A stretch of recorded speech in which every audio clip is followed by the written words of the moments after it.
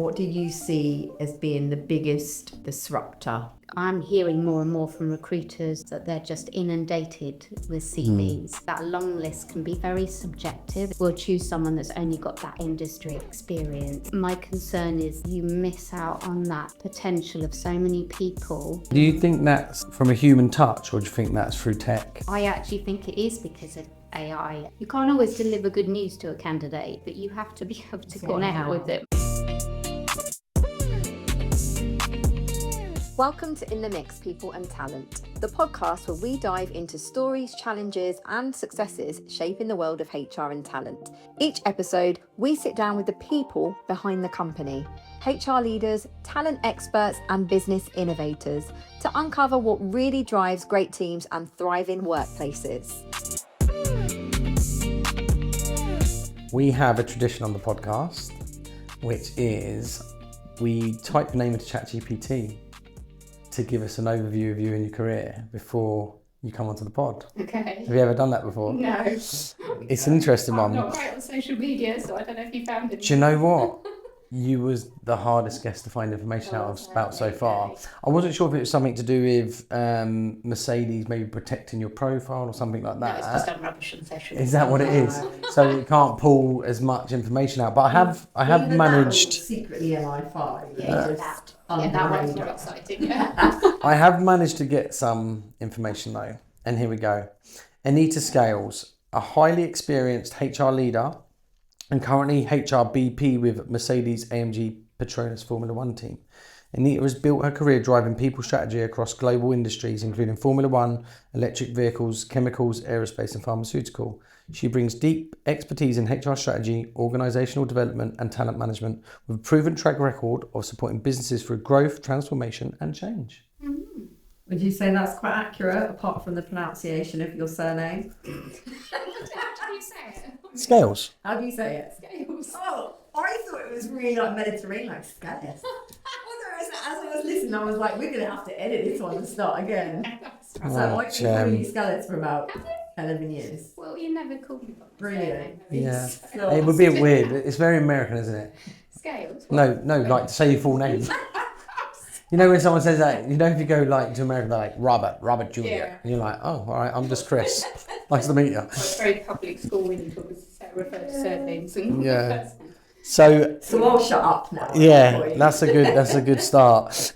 Yeah, it was quite difficult to extract information from ChatGPT on you, which is, I think, is probably a good thing because actually sometimes it gives us a hell of a lot of information. So it might be good starting point for you to just give us a little whistle-stop overview of your career today. I appreciate that. Currently at Mercedes, correct? Yep. I'll keep it high level because it's been a long career. But it's all generalist HR. So long story short, I got into HR when I was actually doing some temping work before I went travelling. So I was saving up to travel. So I worked in HR in the hospital, actually NHS. And I think I just got an insight into how many different jobs and activities you get involved in HR, but also how many different people, different professions, different people, at different levels in their career. And I like variety and I like change and I like things to move around a lot. So for me, it was perfect for me. Plus, I'm quite a people person. So it all sort of ticked all the boxes for me. But then when I actually got my first proper HR job, it was actually at Luton Airport. And I loved that job. Luton Airport was a great place. I mean, this was years ago, so it's changed a lot since then. But it was just a really great family vibe. It was quite a small team, actually, that worked for the actual airport authority at the time. And it was just a really nice mix of employee relations, recruitment, supporting the business with change and things. And then I moved to aerospace after that. And that, I think, on reflection, I didn't fully appreciate quite what they did and the skills that were in that business. Obviously, I did, but looking back now, these people were so clever. They make satellites. They do some amazing stuff. But I was quite early in my career, so I was focused a lot on employee relations stuff, working with the unions, working with the manufacturing division. And then I moved into pharmaceutical So I've always moved into different industries, and I've enjoyed that. Going back to my point about variety, I've enjoyed working in different industries. And then my most recent large company was Johnson Matthey Chemical Company. And then it brought you to where you are today. Well, I actually, JM announced the divestment of the battery materials business that I was working in. And it was at that point I left, and my old boss asked if I would come and help set up a business. And I thought, I've always worked in global, I've always worked in scaling, mature businesses, the opportunity to work with a blank piece of paper, with a startup.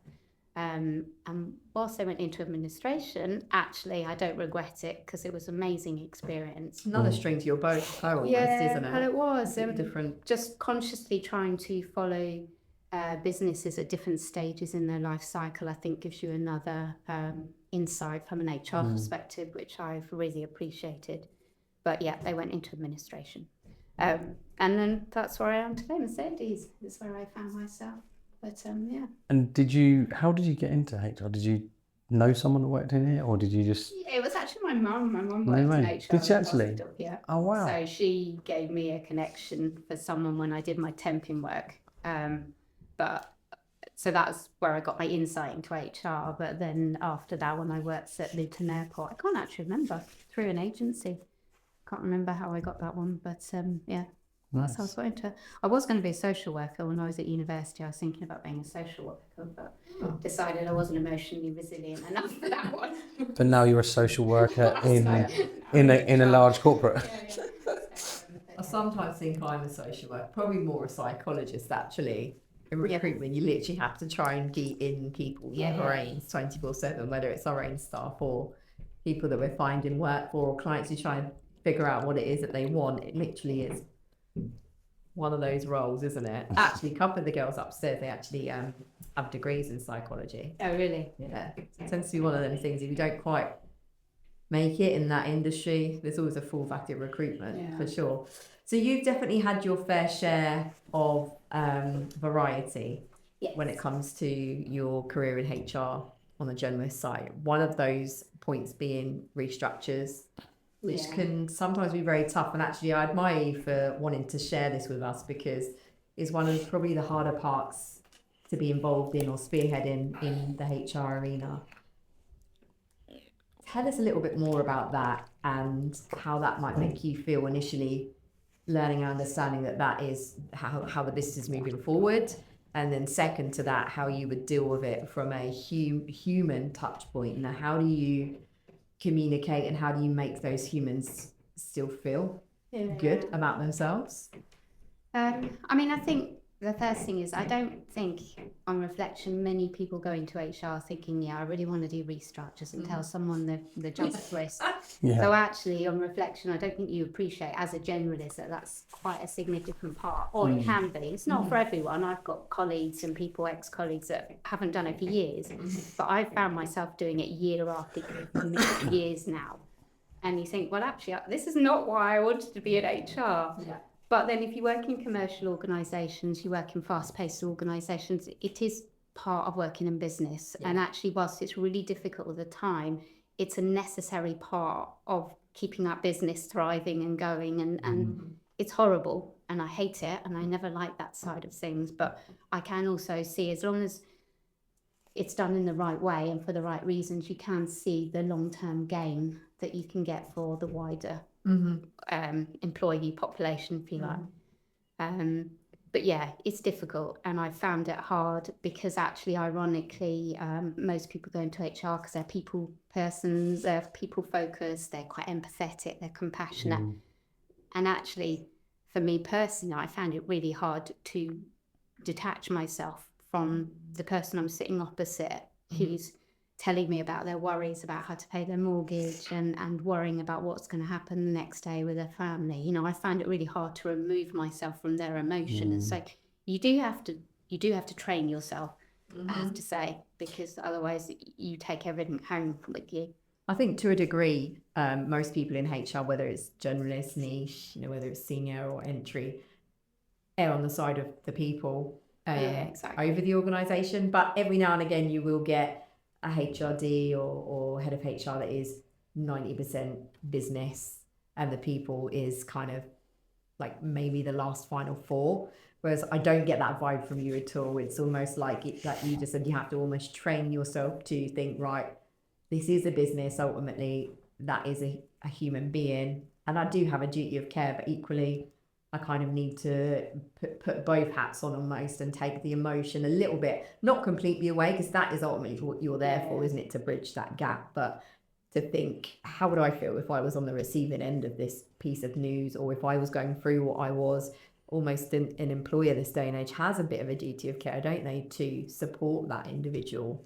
Yeah, I mean, I guess at its simplest level for me as an HR professional, I've, at different levels I've supported changes, but your first is to deliver to the business in the time that they need and in the framework they need financially, whatever that might be. And the second is to kind of have an engaged and happy workforce. And the latter is really hard to achieve, because especially with restructures and administration and closures and sales, there's quite a fast pace to it, and sometimes for really good reasons. External drivers mean things need to happen quickly, so you have to always balance this. The business need it done yesterday with, I need to give this person some of my time. I can't just process them. These are still people, and I think whilst it's not been nice for me having gone through it myself as well, because the last few times that I've done this, the last 5 consecutive years that I've had to do these, I've also not had job stability as well. So you can also relate to them a little bit more. It's that uncertainty, isn't it? Like, the human race doesn't enjoy or embrace uncertainty, do we? Yeah. It's hard, but also I've also thought now, actually, just because I've been through it doesn't mean I know what that person's dealing with. And the one thing I would say is that you can never assume you know what's going on for that person, and you can never prepare for their reactions. If in many ways, everyone's circumstances are really different, and everyone as an individual is really different, and therefore the emotions that you might get from that person will be different, and what they need from you is different. They might need clarity, facts, details, or they may need just your time to just listen to them while they vent and kind of express their worries. But you do have to be quite agile and flexing, and especially really responsive and trying to give time. We supported an organisation a couple of years ago through a massive restructure. They were bought out by private equity, if you recall, and the communication from the top down wasn't always on point, and then that just has such a ripple effect throughout the organisation, and us as the talent partner of choice then have unhappy temps or people that we place permanently that they don't know what's going on. Ultimately, clarity is key, like you said. Some people just want the headlines. Some people want a shoulder to cry on, but the clear message, to keep it as succinct and concise as possible, with a bit of empathy in there as well, is what's took the words out of my mouth. I was just thinking as you was talking through, Anita, was around, if you've got clarity, right? I know that sometimes there's not complete clarity when you're going through these restructures and redundancies, but the internal communication piece is so key, because otherwise, I'm sure you've come up against it. You get people Chinese whispers in the kitchen at work, and before you know it, without that clarity, it can just create panic and throughout the organisation, right?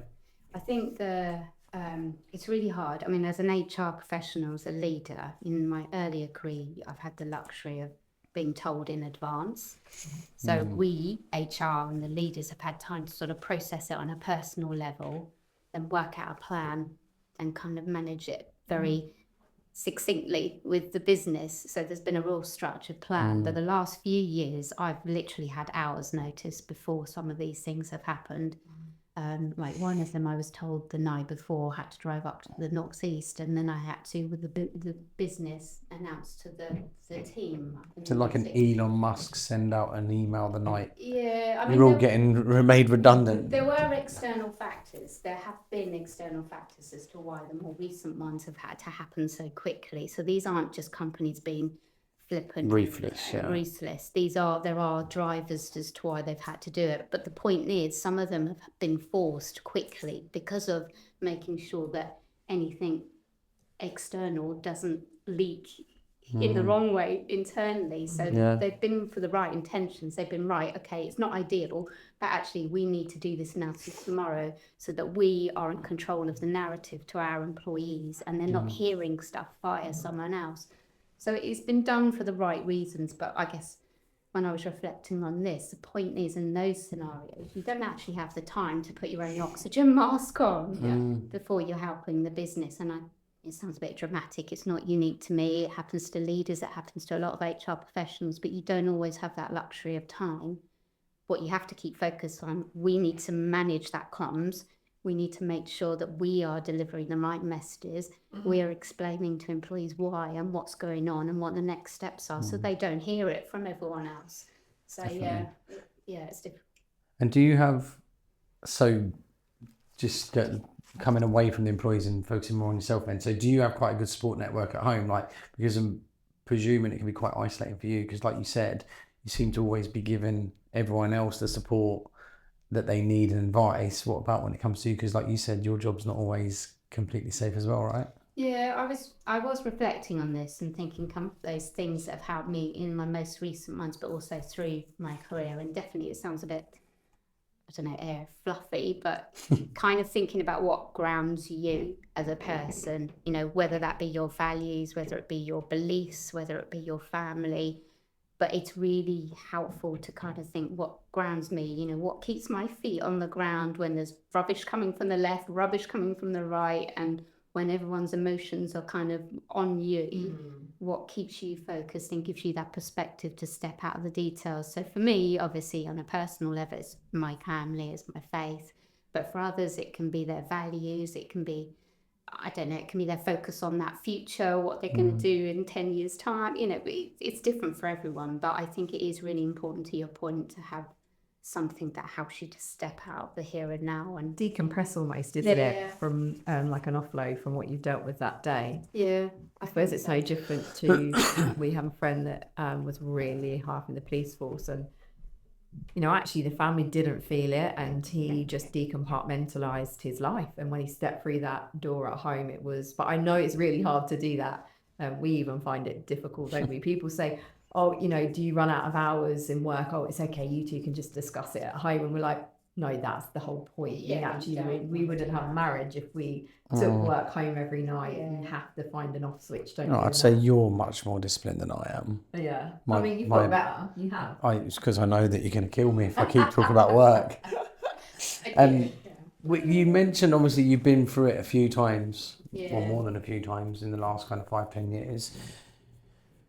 How do you still kind of maintain that energy and love for HR when you feel like maybe consistently you're having to go through and deliver bad news after bad news after bad news? Yeah, well, it's interesting when Gemma was talking about the topic. This was where I was like, actually, this is quite real for me now. You're like, this is my specialism, but I really don't want it to be. I don't want it to be. I don't want this to be the thing that's following me through my career, but it has. The most recent one I did, I'll be really honest, I genuinely thought I couldn't do it. I was just like, the last 5 years post-COVID, and COVID in itself was a challenge for many people, but the last 5 years it's been one after the other. So when the most recent one came and I had a day's notice on this one, I was like, I actually don't know if I can do this, you know, I really don't know. So I guess to answer your question, there was a little bit of reflecting back on your experience and how you've refined things over the years, but there was also a little bit of, I had to consciously change my mindset for this one. And it helped, it really did. And one of the things he talked about was, you know, thinking about what's important to you, giving you that perspective. I think the other thing was a sort of changing what you perceive as a positive contribution. Because like in HR, when you think your positive contribution is you deliver to the business and you've got happy people. And when you have that, you know, you're doing well. But actually, when you're dealing with restructures, you know, people are losing their jobs and they're not happy. So it's changing that. Where can I be contributing most effectively?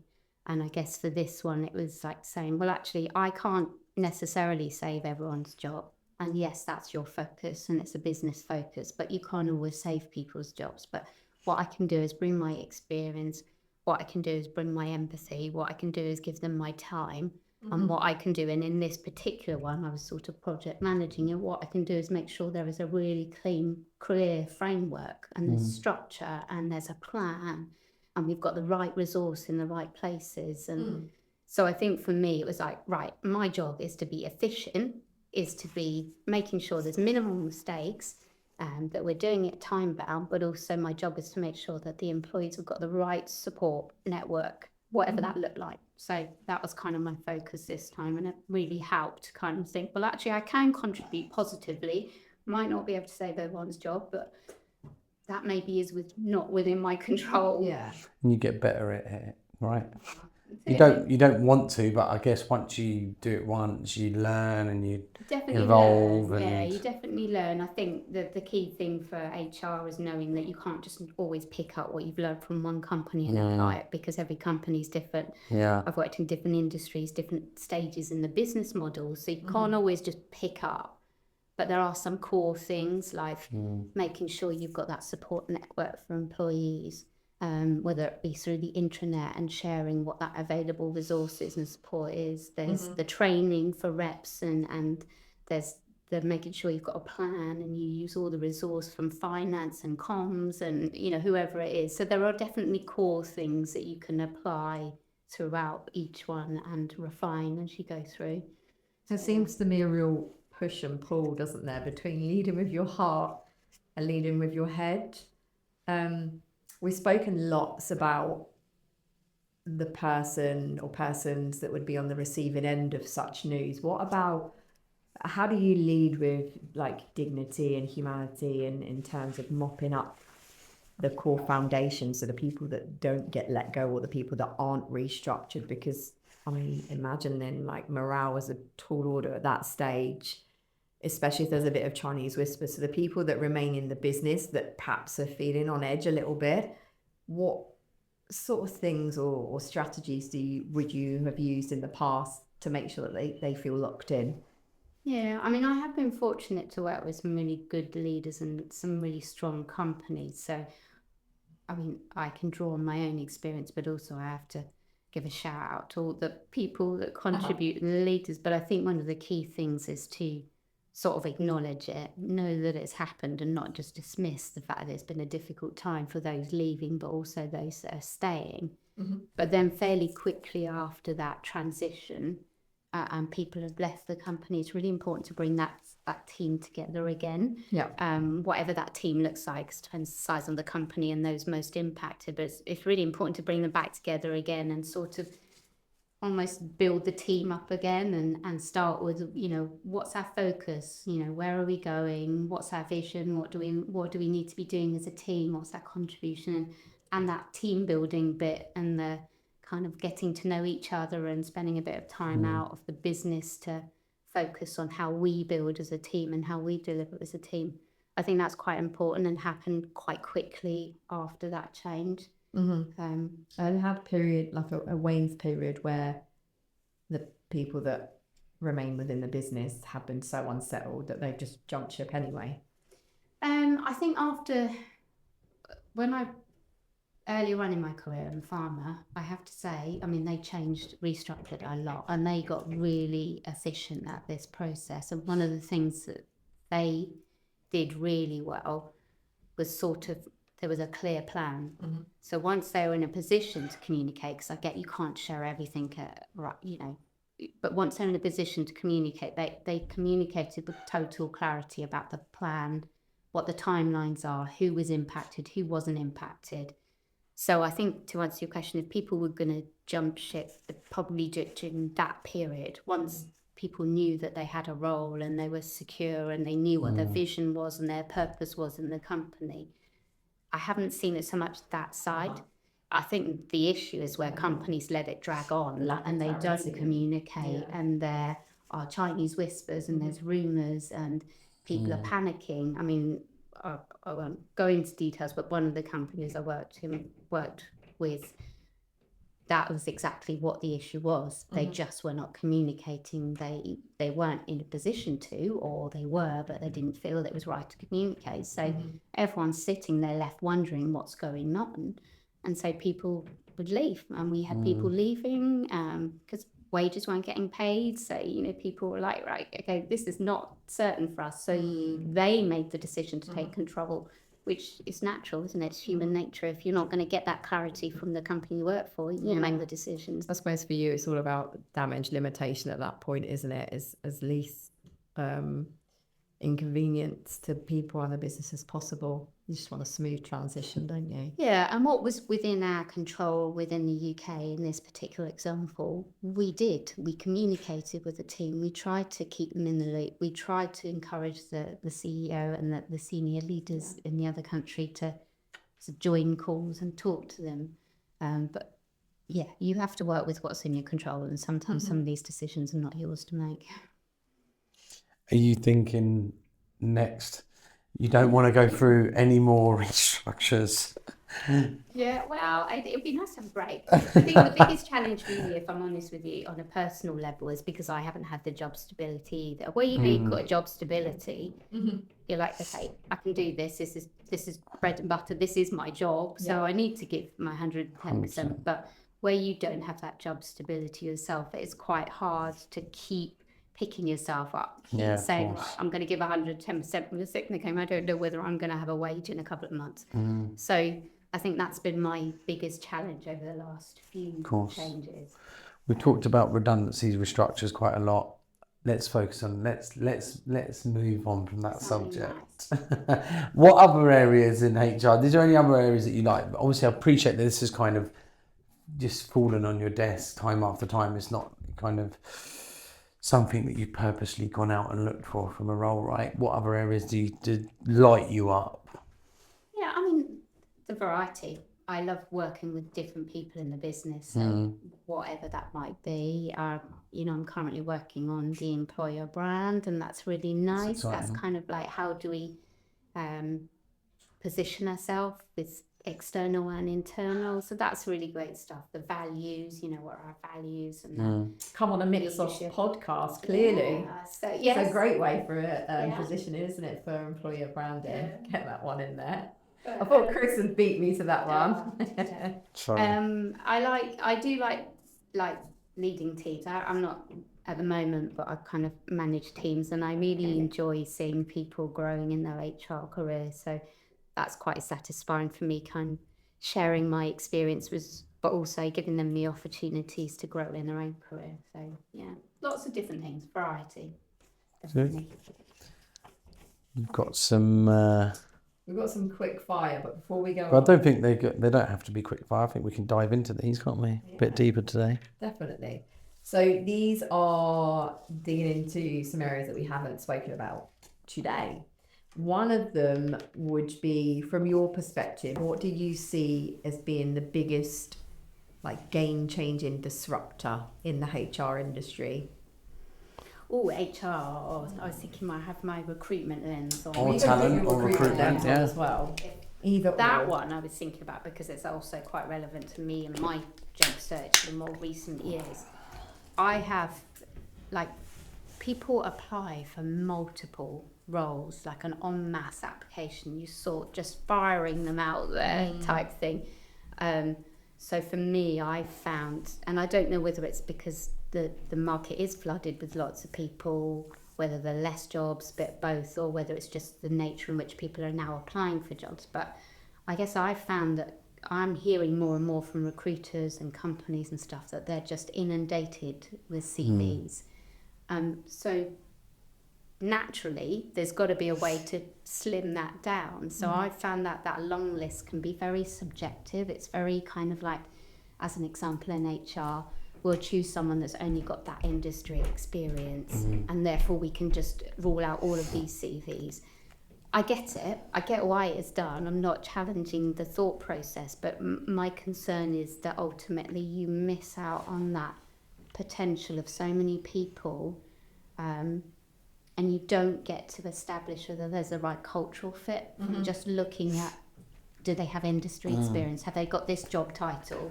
And so I don't think I've got all the answers. I'm still working through what that might actually look like, but I think it's a real shame because I think there's lots of candidates that are being missed just even at that long list stage. And do you think that's from a human touch, or do you think that's through tech that's ruling them Well, out? I think it's true. I mean, I don't. Again, my view rather than supported by facts, but I actually think it is because of AI and because there isn't someone looking. Obviously, blowing your trumpet, but that's where I think good agencies come into their own, really, because I think that's what's missing at the moment. Emphasis on the good. Yeah. Yes, and you've had some not so good I've experiences. had some though, very haven't bad you? experiences. I Yeah. think when you With are, agencies? yes. I don't know why I sound surprised, with but yeah. recruiters generally, whether Okay. that be internal or agency. Disappointing. It's because you have been on the other side of the table looking Yeah. as well. You see it through a different lens, isn't it? Yeah. I think when you're using a recruiter to recruit for you may have your views and opinions, but actually being a candidate is when you really, and you won't forget a bad experience, will you? I've had a couple of clients recently say to me, picked up a sales call, and it was the same recruiter that kicked me to the curb when I was looking, and I'd never used them. Yeah. And it It's was really awkward. insightful. It's all good. The last It's time very short-sighted, though. I think it's very Yeah. short-sighted, and that's why it's impossible to be able to help everyone. But it doesn't matter whether it's myself, Chris, or Deb, or the team. If someone shows interest in us supporting them, that we give them a good candidate journey. At the very least, we might not find them that dream role, but we might be able to help them through the way, whether it's build confidence, help them optimize their LinkedIn profile, support them with their CV writing, because you can tell a mile off a CV that's been run through ChatGPT. One of my clients literally yesterday said to me, she'd posted on Indeed and she'd got some applications through, and one of them said ChatGPT version of CV. No way. She just closed it straight away. But the problem is, because people know you're going through AI, you're sort of damned if you do, damned if you don't, because you want it to go through that first phase. But then there's the tailoring of it from the humans. No, I agree. And standpoint, that's where I isn't think it? agencies definitely, and recruiters, that, back to your point in your head and your heart type saying, you still have to have that personal touch. You need to. You can't always deliver good news to a candidate. You can't always deliver good news to employees, but you have to be able to connect with them and try and say, look, these are the reasons you weren't successful, and be honest. And we always talk about service, so, what is service? Because you can't kind of see it, you can't hear it, like, it's a feeling, right? Yeah. And you're only as good as that last feeling. So, like Gemma said, you might not always find them the perfect role, but actually if you can we had a conversation off air, didn't we? And we spoke about a couple of things, and you thought, I didn't really think about that.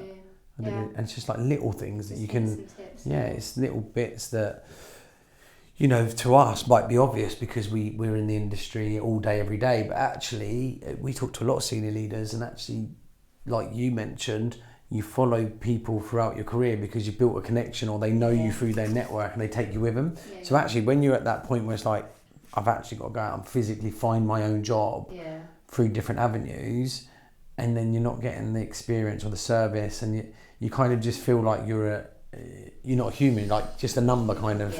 You get these automated replies, and like you said, you feel like you're getting ruled out just because you haven't got a CIPD level, whatever they're looking for, or you've not got industry experience. But actually, they picked up the phone and just had a conversation. Even if you still wasn't right, you'd probably get more from it and be able to take some advice or guidance as to how you could improve, right? Well, I was a candidate, wasn't I? From like, that's how we first met, and I didn't get that job, but your support for me as a candidate has followed me, along with a couple of agencies or people specifically, I would say, that personal touch and just being honest and transparent, and not sort of giving you either no feedback or feedback that is so generic it means nothing, And I know it's difficult because sometimes companies don't always articulate that feedback very well, so that's another I think also it can be quite difficult because from a consultant's perspective, I think that sometimes you do get candidates who are quite fiery, and you give them the feedback and then they disagree with it. And then some consultants will be like, oh, and then next time it comes around, they think about that, and they're like, oh my, I don't know how to deliver this. So I think it's a training piece and a kind of career advising, coaching piece as well. Yeah, but that internally fieriness comes from someone being potentially defensive because they just heard something they didn't want to hear, I get. Or they've been burnt before. Possibly they'll go away and reflect and think, actually, if I'm honest with myself, that is true. Yeah. And same for recruiters as it is for HR. Sometimes you just need to rise above the emotions you're experiencing from that person and just say, look, they're coming from a place of frustration or upset or disappointment. Exactly. You just need to park that, recognise that's not against you personally, but I think it's valid, and just making sure recruiters and anyone really doesn't get burnt and not give that feedback. I actually see a post on LinkedIn this week from a recruiter who's very well respected, does a good job, and she had huge hits on it, and she was speaking around that I posted X job by the third day and I had 232 applications, of which I brought forward 5, of which 3 were good for my client. So I'm sorry I didn't write a personal, thanks but no thanks email to every single one of you, but these are the volumes I'm dealing with, so kind of respect that, which I get, but I would flip that on its head as a candidate. If I'd applied for a role, and this is what we tell our candidates all the time, don't just send your CV into cyberspace. Like, if you really, really want that role, research the company, look up the person that's dealing with the hiring process. We spoke about this off air. The phone, make the call. Don't just sit there and wait. Like, actually, when did you apply? Are you following up? Don't just kind of send it off and hope for the best. Because Follow up. It can be really demoralising. But you know what? If you pick up the phone, what's the worst can happen? You get told no. Well, it's better than just being rejected or silenced anyway. Oh, I mean, if we give up every time we got told no, God knows where we'd be. Well, let's move on. This is a good one. So, in terms of your career, who would you say has had the biggest influence on your career? I actually don't think this is the answer you're going to expect or want to hear. We've had some really different ones, so it's not always been people that they've directly worked with. Yeah. So it's not very exciting. My biggest influence over the last 15 years has been my kids, to be honest with you. Wow. And it sounds a bit but when I'm thinking about a job, and when I'm thinking about whether it's right for me, I'm thinking about whether it's right for them, and so that has steered the jobs I've taken and the things I've done. I love that. That's a really important one as well, isn't it? It's a bit cheesy, but I don't think it is. It's true. I mean, maybe a little bit. No, I'm joking. No, but I think it's really important, because especially sitting here as a male, you wouldn't think no. And I don't expect everyone to. It's not like I say everyone should be doing that, but it's my personal values mean that they're the kind of forefront, along with the cultural fit has always been really important to me. And whether you're getting kind of a stretch, pushing yourself out of your comfort zone. But it's definitely been alongside, is this the right move for me, for my kids? Can I be physically and mentally present for them at the end of the day? Or am I going to take all my worries and stresses home with me? And in which case I can do that for short periods of time and you're doing big changes and stuff. But I can't have that as my norm. I need to be able to switch off. I hope you won't mind me sharing, but obviously you've got 3 children, 8, 12 and 14, is that right? And you're currently doing quite a long commute, and you've always had a successful career within HR and worked your way up and lots of different environments. Like, how, you're juggling a lot, right? How do you keep rowing in the right direction? Talk us through some of them things that you do. Support. A few trips to south of France here and there, or even on the beach with the sun. I was just say a few glasses of wine. well, that too. That as well. It's Friday. Again, I've got great support. I've got a great husband. We balance. When we got together, we both work full time. We've made this work. I parked my career a little bit, took flexible working earlier on, and now he's stepped up and is doing more of the supporting the kids a little bit because he's physically closer at the moment than I am. So that helps massively. And I think, like I said to my kids, sometimes when they're feeling a bit overwhelmed, you just take a day at a time. And when that's too much, you take an hour at a time. And you just keep going, and then you just have to keep reminding yourself, why am I doing this? Because there have been times, and I'll be honest with you, in my HR career, where especially recently in post-COVID, I'm like, do I actually even want to be in HR right now? Is this for me? Because actually this is not worth it if it's affecting me personally, but also my family and kids. So you do have to keep giving a bit of a check. Am I doing the right thing? Is this the right plan for me long term? I love that. We haven't had anyone say that yet. Well, admit. What, that they drink loads of wine or go self-employed? I'm questioning their career in HR. Yeah. This is a HR podcast sorry. and talent podcast, but do you know what? I'm out. This is it's a new exclusive off the press. I met with a client and now friend of mine this week, and she'd given 2 decades to her employer. Wow, that's impressive. That's really good. And towards the end, things didn't work out so well. There were lots of changes, and she wasn't treated so great, and there were lots of decisions and things being forced upon her. And actually, she made the decision to walk away, and she dropped her little girl at school that morning, and she went, "I'm so glad to have my mummy back." Oh. And that was like, she's like, that's when I just knew in that moment, like, what am I doing? She was bringing it home to the dinner table, the husband was getting it, the daughter, and it just has a massive impact on your family. So I rate you for saying that.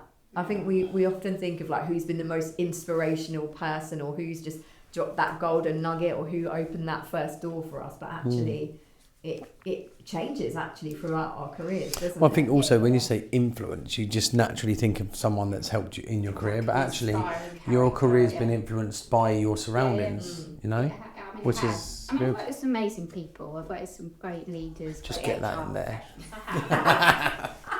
But but they're not the ones that ultimately steer where my path goes. So talk to us about these amazing individuals. Who's given you that best piece of career advice? Do you know, having just said that, so what I heard recently on the podcast, because I'm doing quite a long commute, I'm like, I'm going to use this time effectively. I'm going to upskill, learn. So I listened to podcasts, and one I heard recently was... What podcast you listen to? Do you know, I'm going to admit I can't remember what it was. I just flip, I move around, so it's... Is it more on what the subject is or something?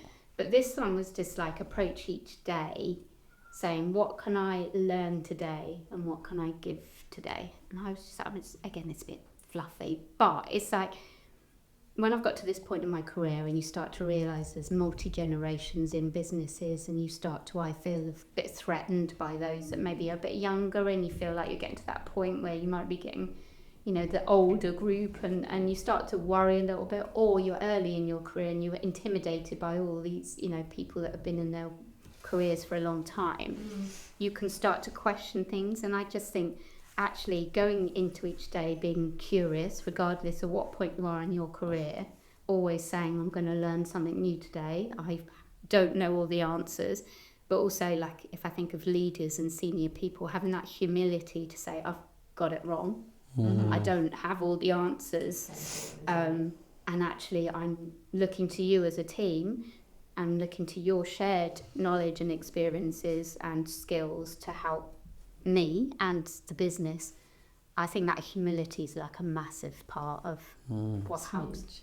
So, yeah. Do you know what? As leaders, me and Chris will look in the mirror every day.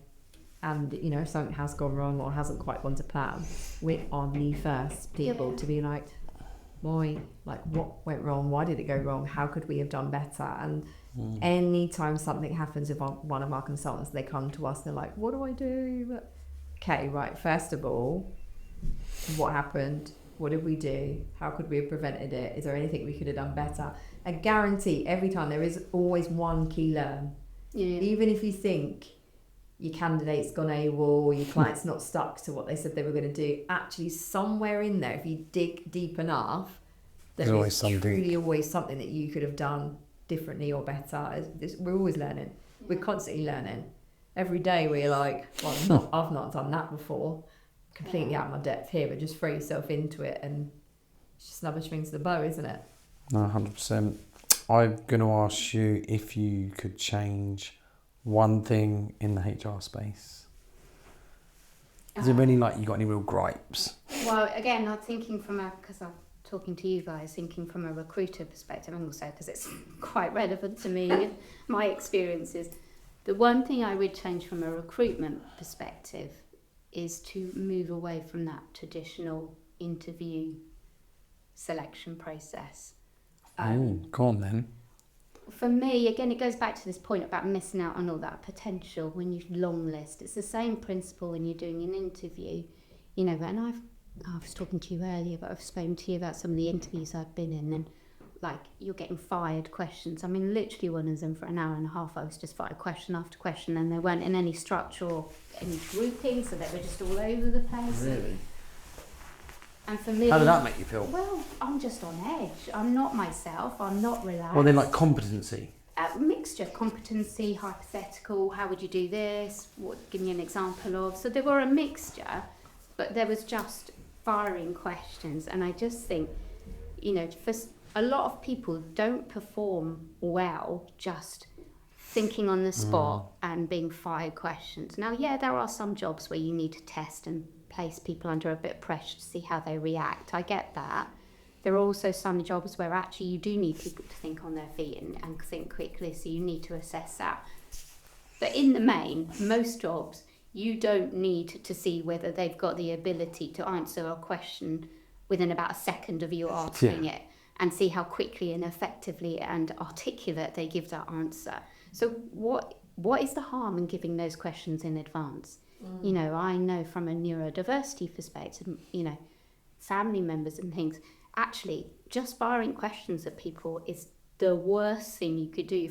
I'm thinking about a particular family member, that would make them just mortified and just terrified, and you wouldn't bring the best out of them. So I guess, Mike, to answer your question, for me it's about just thinking. I know it takes a little bit more time from a recruiter and a company to do it, so just thinking, what do we actually need in the way of skills and experience from this person, and how do we best get that from this process? Maybe it's mixing formal with informal. I'm much better in an informal setting, so if you want to get the best out of me, take me for a coffee and you'll see me, the true me. I know other people are different. Mixture of sending questions in advance with maybe a few quick fire questions. I think, like, just touching on what you said, like if you was to go for that informal coffee, you're senior enough within your position in your career to be able to have an honest conversation. So actually, even if it wasn't right for you, they probably wouldn't need to reject you, because you would be able to tell them, kind of actually, maybe I'm not the right person that's going to be able to select out. Yeah, kind of. I do get that. I do think there's definitely something in that. But I think also the art of interviewing and the interviewing process is something that really is overlooked by internal hiring managers or companies, I think, because sometimes it really is just a tick box exercise. Do they tick X, Y, and Z? Yes, get them in. It's not that they don't look at the wider objectives and what they really want to get from these candidates. Sometimes, I'm not saying all, I'm obviously generalising here, but touching on what you said, there is some people that are still so antiquated in the sense of we've always done it this way. 5 to 7 stages with some organisations. I've got someone that I know that's very senior in procurement, and he's interviewing at the moment for 150 grand plus roles, and he just said everyone is so different in the process. Like some of them are sending him assessments before he's even met with them to get an interview. Another one would be you'll jump on for 20 minutes with the MD and like similar to what you said, just firing questions. Why you'd be good at this role, and then he'd just shut up. It's like what's going on? And then he's had other people that have been really good. So because obviously he knows I own a recruitment company. Actually, his son plays football with my son, so we talk on the side of the football pitch, and he just said the approaches from different companies, the way they do it is just so completely different. And there are still leaders out there that say, well, they've got a problem with it, then not for us. Yeah. Or if they're moving really slowly and you're trying to educate them, like, come on, you need to go quicker. You can't be having a 2-gap window between first and second stage. You can't be putting 7 stages in your process. Well, if they don't like it, then they're not for us. Snapped up, then they're not for us. I'm like, no, you've got it completely wrong. Yeah, but also that cultural fit goes back to that cultural fit. The behaviours and the mindset of the candidate are so important. Yes, you need their experience. You need them to bring that to the table, and you need to understand whether they've got the right qualifications, experience. But that's a part of the selection. Massive part of how you bring yourself to work today is your attitude and your mindset and your determination and your growth mindset. All of that, those aren't things that you can always assessed by that one style interview process. So I guess I'm not an advocate of multiple stage. I've been through them. I've been through months worth of interview process, and I've seen like 15 plus people over multiple stages, and I think that's too extreme. But actually, in many ways, if you have different stages that are different, one's a coffee and informal, meeting colleagues, one's the more structured one, one's kind of sending questions in advance. At least you get to see people in different environments. So, yeah. I'm sitting here giving all the advice. You know, I haven't interviewed since I was, I'm going to show my age now. 20 years ago was the last interview I had. Oh, really? But I do it because all day, every she's day. unemployable. Thanks, Chris. Nice. But you know how much things have changed even since then. Yeah. You know, I think I'd be horrified if I went out there in the market tomorrow and as a candidate. Resilience is definitely one. Definitely one. I see things on LinkedIn. I do feel for candidates and resilience. Which isn't something that it's taught at school, is it? It's really something that's kind of either instilled in you from a young age, maybe by your parents or by a sport or a hobby, or you just don't have it. Yeah. It's not really something you can just pluck in your adult life. But just not to let one person's feedback or lack of, in many cases, define who you are. You're like, you've got to kind of have that self-belief, because you won't get it from 100%. feedback. It's It like that. starts from young. Teddy has just had his hair highlighted yesterday, right? And he said to me, I'm not going to name the child just in case the mum's listening. So-and-so said my hair's an 8 out of 10. I went, okay. That's pretty high, no? Well, it might have been 6, can't remember.